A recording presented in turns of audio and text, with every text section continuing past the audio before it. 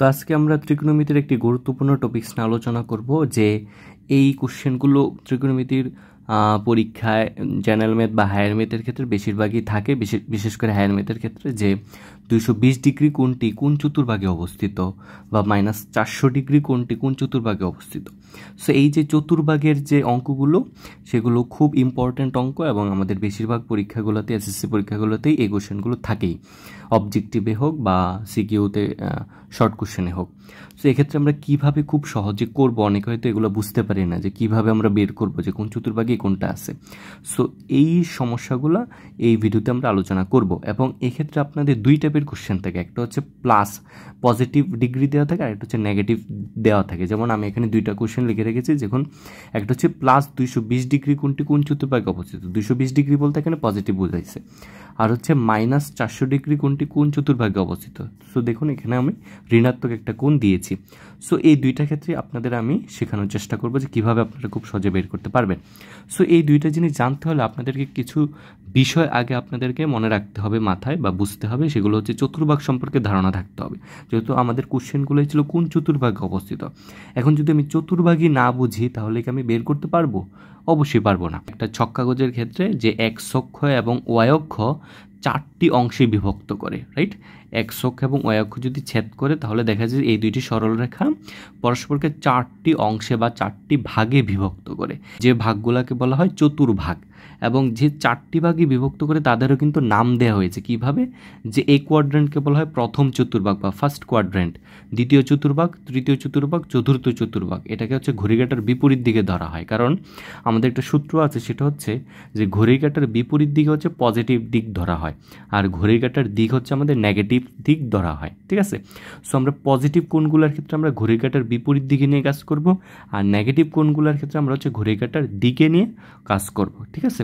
So এই দুইটা জিনিস আপনাদেরকে মনে রাখতে হবে। আর হচ্ছে এই চতুর্ভাগ সম্পর্কে ধারণা থাকতে হবে যে কোনটা প্রথম চতুর্ভাগ, দ্বিতীয় চতুর্ভাগ, আর কোনটা তৃতীয়, আর কোনটা চতুর্থ চতুর্ভাগ। তো এই জিনিসগুলো আমরা যদি জানি তাহলে আমরা এগুলো খুব সহজে বের করতে পারবো যে 220 ডিগ্রি কোণটি কোন চতুর্ভাগে অবস্থিত। এই 220 ডিগ্রি কোণটি বের করার জন্য প্রথমে যে কাজটা করতে হবে সেটা হচ্ছে যে আপনাদেরকে প্রথমে এই 220 ডিগ্রি কোণটাকে ভাঙতে হবে।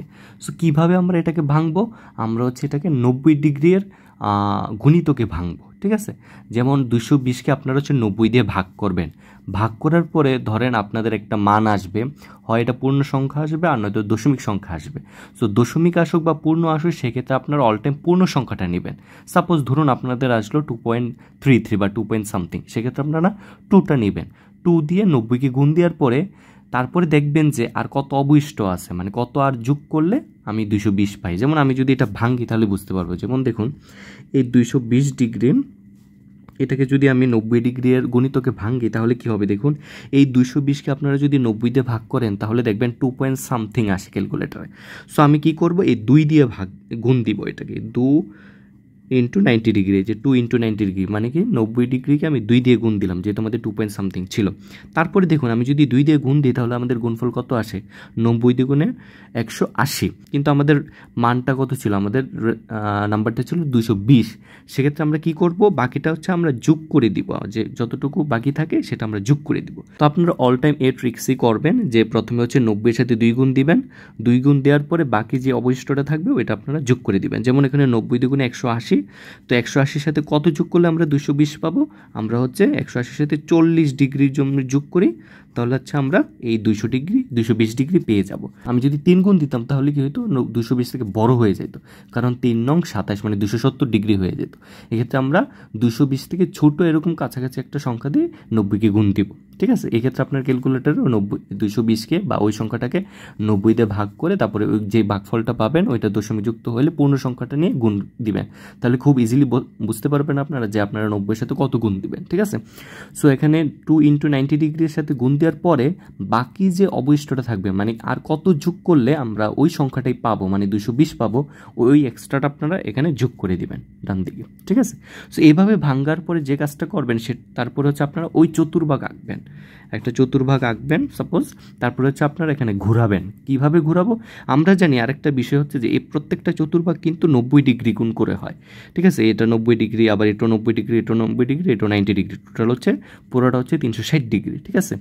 সো এখন আমরা যে কাজটা করব, এই 90 ডিগ্রি কি আমরা 2বার ঘোরাবো। ঠিক আছে, এই যে গুণিতকটা পাবো ততবার আমরা ঘুরাবো, ঘুরিয়ে তারপর কি করব আমরা প্লাস করব, মানে পরেরটাতে যাব।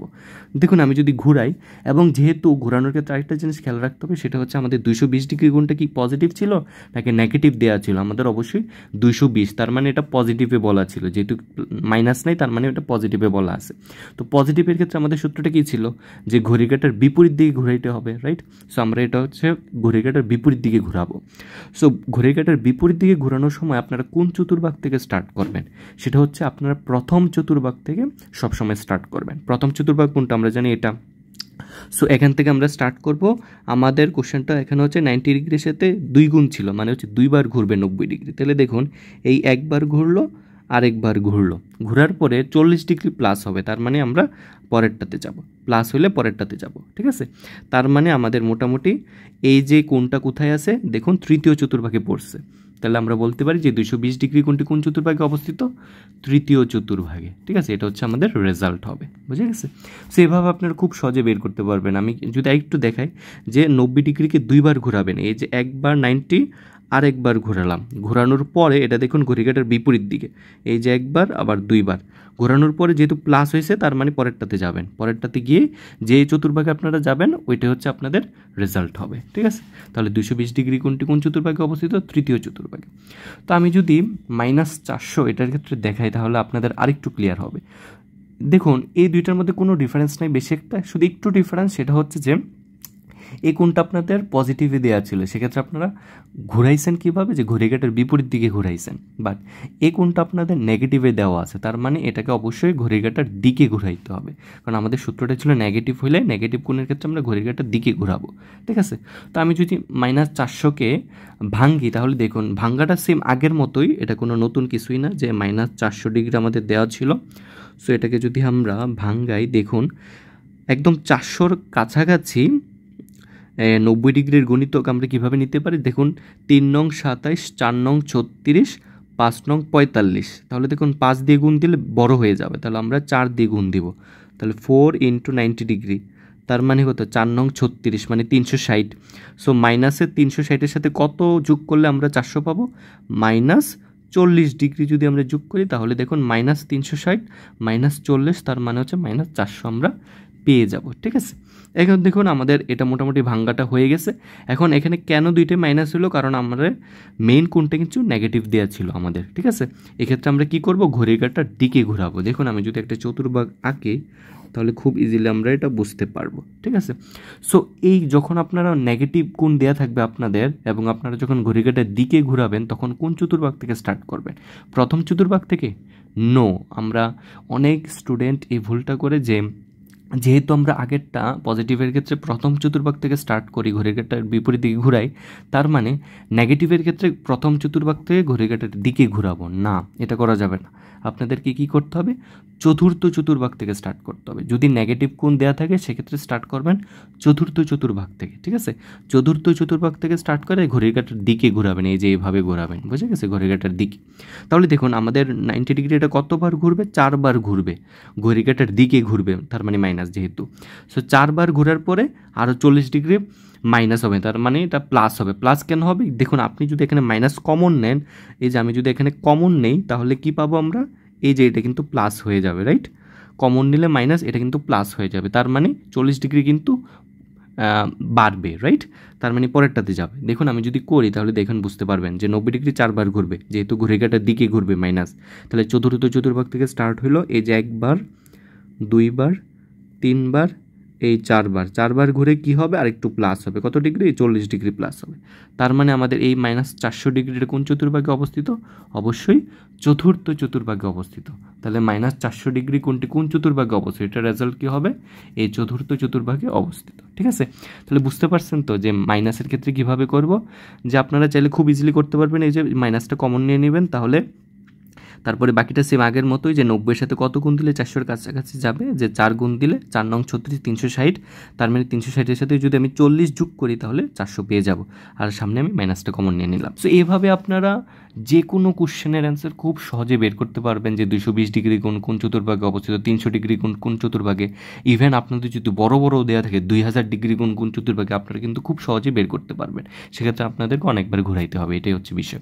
সো এগুলোর ক্ষেত্রে আপনাদের যে জিনিসগুলো মনে রাখতে হবে সেগুলো হচ্ছে যে যখন পজিটিভ কোণ দেওয়া থাকবে তখন হচ্ছে আপনারা ঘড়ির কাঁটার বিপরীত দিকে ঘোরাবেন এবং অবশ্যই প্রথম চতুর্ভাগ থেকে স্টার্ট করবেন। পজিটিভের ক্ষেত্রে প্রথম চতুর্ভাগ থেকে স্টার্ট করে ঘড়ির কাঁটার বিপরীত দিকে ঘোরাবেন, রাইট। তারপরে হচ্ছে যদি নেগেটিভ কোণ দেওয়া থাকে সেক্ষেত্রে আপনারা হচ্ছে চতুর্থ চতুর্ভাগ থেকে স্টার্ট করবেন এবং হচ্ছে ঘড়ির কাঁটার দিকে ঘোরাবেন, ঘুরিয়ে তারপরে হচ্ছে আপনারা যে চতুর্ভাগে পড়ে ওইটা হচ্ছে আপনাদের রেজাল্ট হবে, বুঝে গেছে। আর ভাঙ্গাটা করবেন ঠিক একইভাবে, এই যে আমি যেভাবে দেখিয়েছি সবগুলো সেম একইভাবে করতে পারেন। যদি এই টাইপের অঙ্কে কোনো সমস্যা থাকে অবশ্যই আমাদেরকে কমেন্ট বক্সে জানাতে পারেন, আমরা অবশ্যই চেষ্টা করব সমস্যাগুলো সমাধান করার। ধন্যবাদ সবাইকে।